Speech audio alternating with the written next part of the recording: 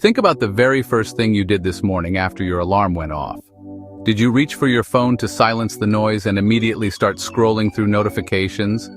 Perhaps you stumbled out of bed and headed straight for the coffee maker, your body moving on autopilot while your mind was still booting up.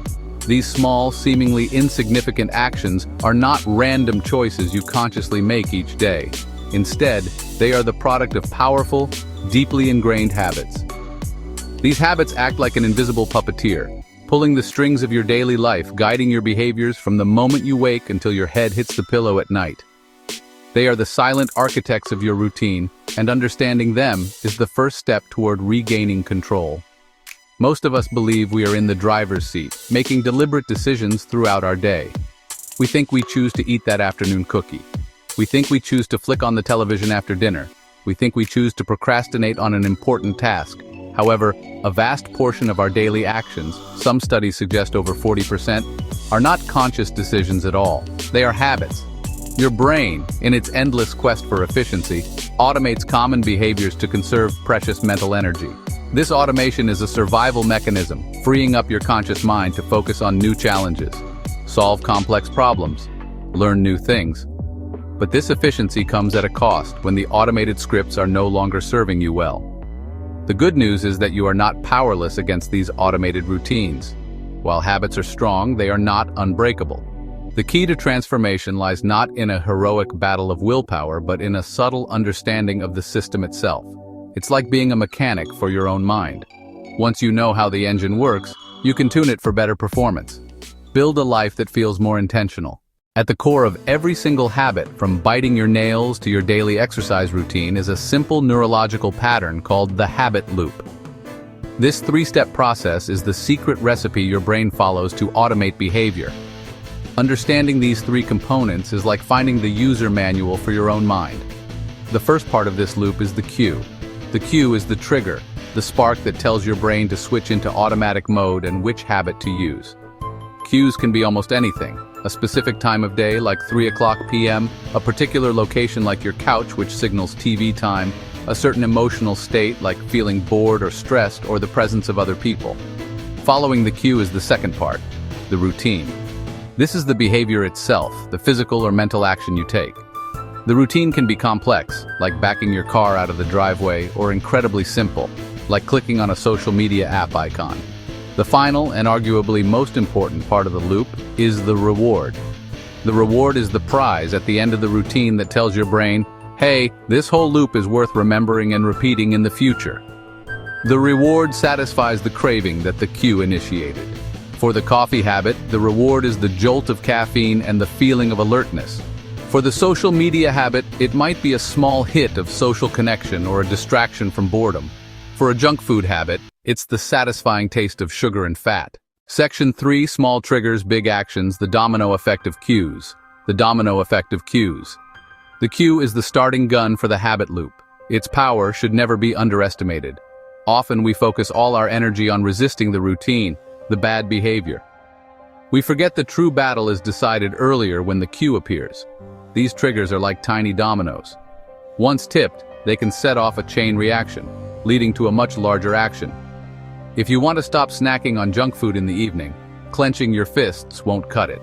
A more effective strategy: identify the cue that sends you there. Is it the end of a long, stressful workday?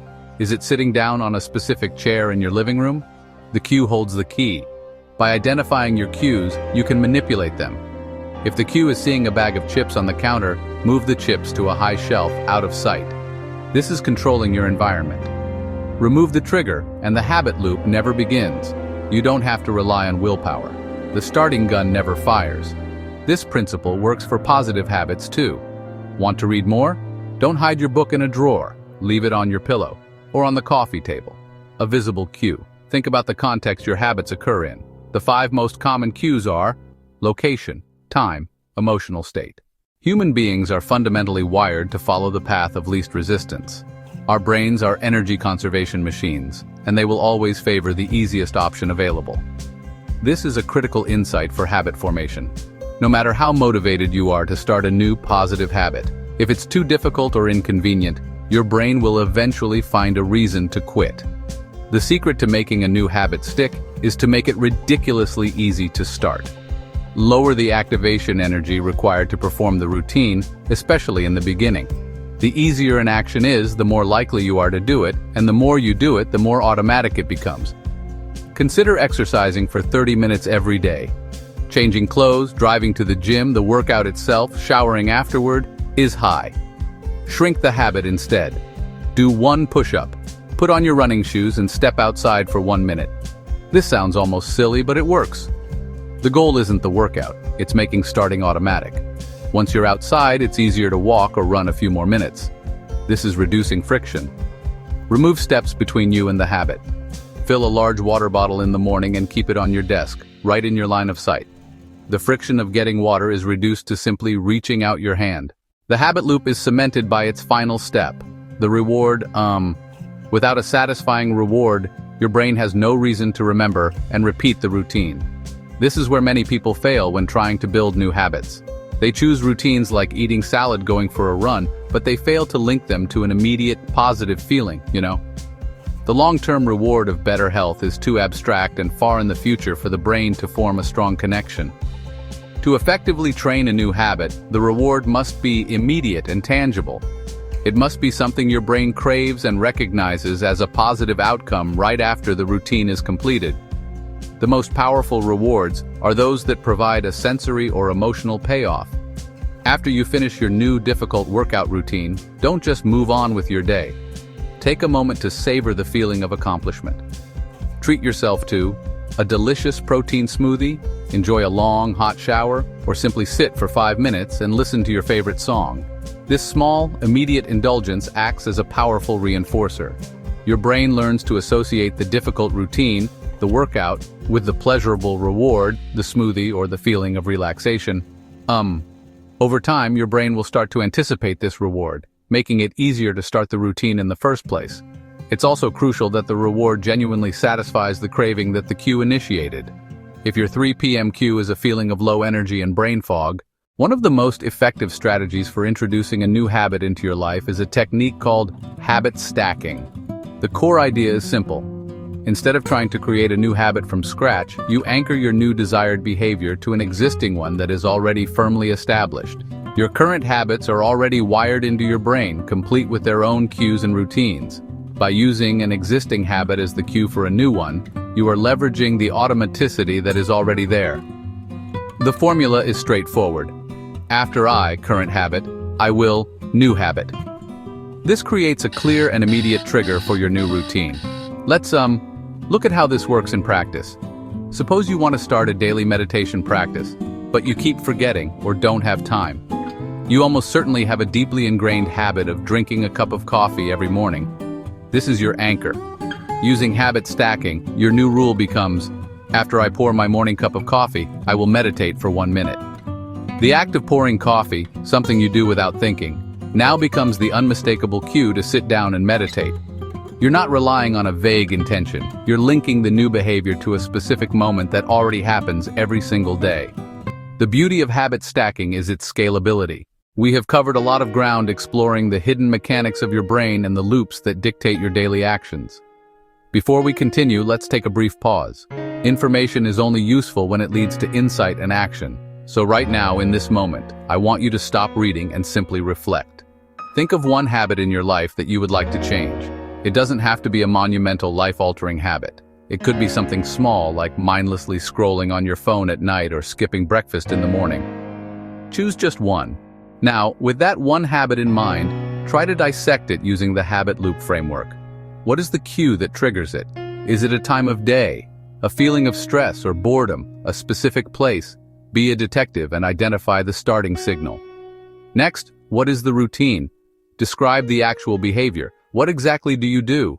While understanding the mechanics of habit formation is a personal journey, implementing change is often a team sport.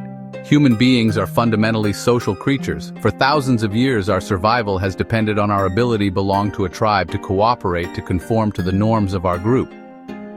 This deep-seated instinct remains a powerful force in our modern lives, and we can leverage it to help build better habits. When we see others engaging in a certain behavior, we are more likely to adopt it ourselves.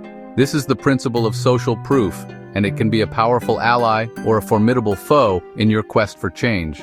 If you want to make a new habit stick, one of the most effective things you can do is to join a culture where your desired behavior is the normal behavior. If you want to exercise more, join a running club, a yoga studio, a CrossFit gym. When you are surrounded by people who show up every day, the act of exercising no longer feels like an unusual chore. It feels like what people in this group do. Their consistency becomes your motivation, and their presence provides a subtle form of accountability. We've journeyed through the intricate wiring of your brain, demystifying the habits that shape your days. You now possess the knowledge to become the architect of your own routines. You understand the power of the cue, the function of the routine, and the critical importance of the reward. But knowledge is only potential power. True power comes from application. The time for passive learning is over. The time for deliberate action is now. The gap between the person you are and the person you want to be is bridged by the small, consistent habits you build starting today. It is not about a massive leap of willpower, but a series of small, intelligent steps. Here is your simple, actionable blueprint. First, start with one tiny habit today. Do not wait for Monday or the first of the month. Choose one small change and implement it right now. Make the cue unmistakably clear by linking it to an existing habit. Make the routine so simple it's almost impossible not to do it. Floss one tooth, read one page, do one push-up. Then immediately give yourself a small, tangible reward. This small cycle, completed once, is a victory. It is the first rep in building a new neurological muscle. Second, your mission is to transform this private victory into a shared experience. This is how you make it stick.